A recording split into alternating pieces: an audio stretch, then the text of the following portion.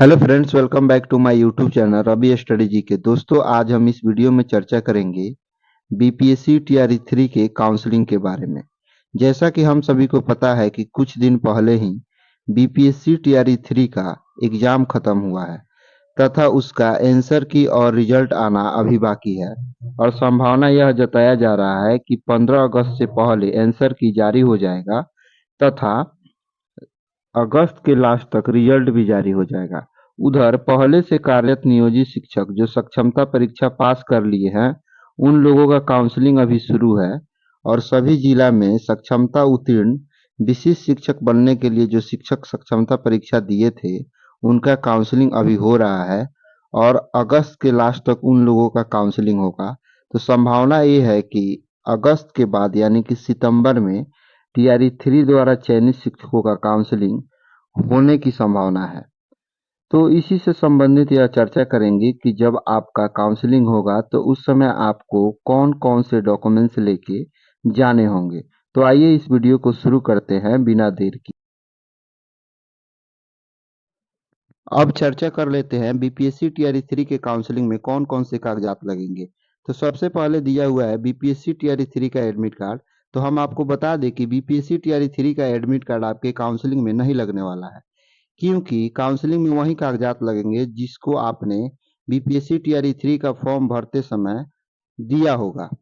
तो आपका BPSC TRE 3 का एडमिट कार्ड नहीं लगने वाला। उसके बाद है मैट्रिक का मार्कशीट। तो मैट्रिक का मार्कशीट आपका लगेगा। उसके बाद है जस्ट उसके नीचे मैट्रिक का सर्टिफिकेट, यानी कि मैट्रिक का मार्कशीट और मैट्रिक का सर्टिफिकेट लगेगा। उसके नीचे है इंटर का मार्कशीट और इंटर का सर्टिफिकेट। तो इंटर का मार्कशीट और इंटर का सर्टिफिकेट भी लगेगा। अगर जो आपने बिहार से डीएलएड किया है तो यहाँ पे इंटर लेवल पर ही डीएलएड होता है, तो आप इंटर इंटर और डीएलएड का सर्टिफिकेट लगाएंगे। अगर जो आपका ग्रेजुएशन लेवल का ट्रेनिंग है तो आप ग्रेजुएशन का मार्कशीट और उसका सर्टिफिकेट लगाएंगे। उसके बाद है पीजी का पोस्ट ग्रेजुएट का मार्कशीट और उसका सर्टिफिकेट, यानी आप 11th-12th के शिक्षक होंगे तो आप पोस्ट ग्रेजुएशन का मार्कशीट और सर्टिफिकेट लगाएंगे।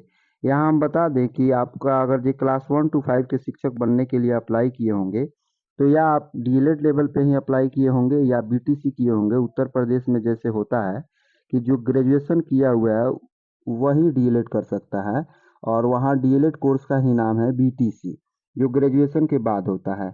लेकिन ऐसा बिहार में नहीं होता है, यहाँ इंटर लेवल पे ही डीएलएड होता है। तो अगर आपका ग्रेजुएशन लेवल का ट्रेनिंग है तो आप ग्रेजुएशन के साथ डीएलएड का या बीटीसी का सर्टिफिकेट लगाएंगे। लेकिन आपका अगर ये क्लास 1 to 5 में चयन के लिए दिए हैं, अप्लाई किए हैं, तो आप इंटर का मार्कशीट और सर्टिफिकेट लगाएंगे, साथ ही साथ डीएलएड का सर्टिफिकेट। और अगर आपने बीटीसी कर रखा है तो बीटीसी का सर्टिफिकेट। वहीं बात कर लेते हैं क्लास 6 to 8 के शिक्षकों का। तो उनको इंटर का तो देना ही है, उसके साथ साथ उनको बीएड का और बीएड का मार्कशीट और बीएड का सर्टिफिकेट, साथ ही साथ ग्रेजुएशन का मार्कशीट और ग्रेजुएशन का सर्टिफिकेट, तथा जो डीएलएड किए हुए हैं और ग्रेजुएशन पास है और क्लास 6 to 8 के लिए भी अप्लाई किए हैं तो उनको डीएलएड के साथ ग्रेजुएशन का मार्कशीट और ग्रेजुएशन का सर्टिफिकेट देना होगा। वहीं बात कर ले क्लास 9th-10th के शिक्षकों का, तो उनको ग्रेजुएशन का मार्कशीट, ग्रेजुएशन का सर्टिफिकेट के साथ साथ बीएड का सर्टिफिकेट और बीएड का मार्कशीट देना ही होगा। ट्रेनिंग की बात करें तो ट्रेनिंग में आप DElEd, BEd, BTC, BEd, MEd जो भी किए हैं उसका मार्कशीट और सर्टिफिकेट आपको देना होगा।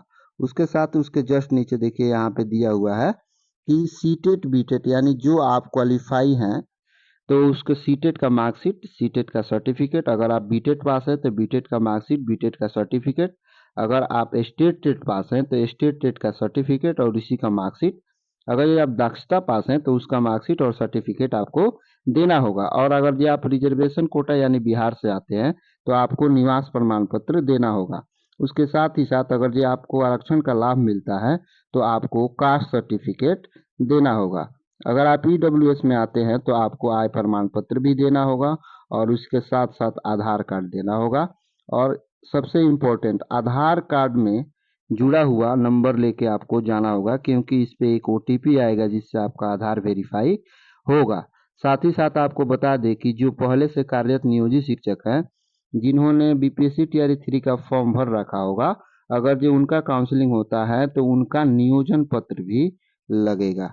यानी कि जिस समय उनका नियोजन हुआ था तो उस समय उनको नियुक्ति पत्र या नियोजन पत्र मिला होगा तो वो भी लगेगा। साथ ही साथ फोटो ले लीजिएगा 2-3 और फाइल 2-3 ले लीजिएगा। वीडियो पसंद आए